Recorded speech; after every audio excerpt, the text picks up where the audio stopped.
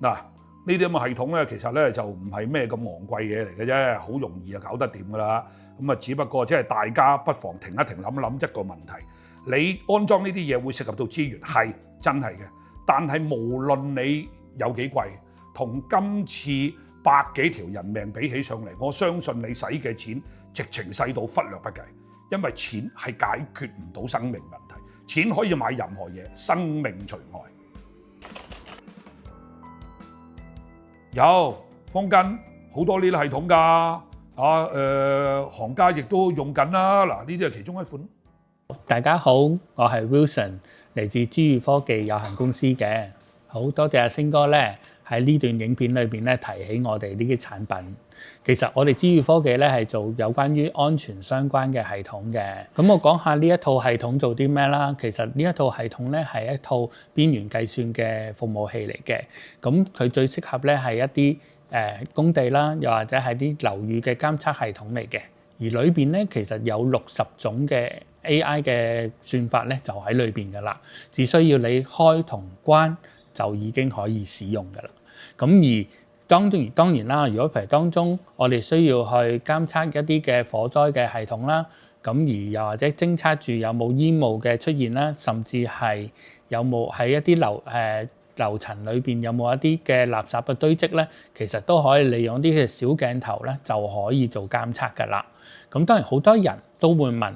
咦，咁唔通我需要裝好多支鏡喺唔同嘅樓層度咩？嗱，當然我哋係好鼓勵，如果有多啲嘅角落、多啲嘅角度可以睇得到嘅話咧，咁當然係最好啦。咁但係我哋最基本上邊咧，我哋只需要喺我哋嘅樓宇嘅外圍裝上4支鏡頭向上望咧，其實我哋就已經可以做到個基本嘅保障㗎啦。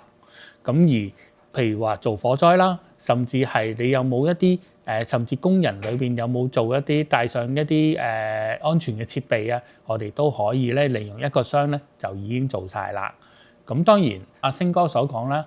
價錢係咪好昂貴咧？其實價錢其實一套呢啲系統只係數萬元嘅啫，就已經可以保障到你一棟樓嘅生命安全㗎啦。你需要做外牆維修。而外牆維修嘅時候，其實外牆都根本就冇一啲消防系統嘅，只需要數萬元保障住講緊成千幾戶嘅一啲嘅生命安全，除翻勻每戶都可能只不過10蚊，其實係一個相當平嘅一個保障嘅系統嚟嘅。因為呢一套系統咧，其實係一套邊緣計算嘅系統嚟嘅，咁所以咧佢哋做從監測到分析。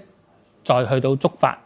只需要5秒鐘內就已經完成晒㗎啦嚇。咁當然，如果一啲嘅感應器，佢係利用到可能講緊係一啲嘅我哋叫 LoRaWAN 嘅系統嘅話，佢哋就會比較耐少少，因為佢係1分鐘先傳輸嚟一次嘅話咧，咁我哋計埋都係1分鐘至2分鐘嘅事嚟嘅啫。呢套系統譬如當觸發一啲警告嘅時候咧。當然，我哋會可以讓業主或者係物業管理嗰邊咧，係可以 set 翻一啲嘅緊急聯絡嘅人嘅電話嘅。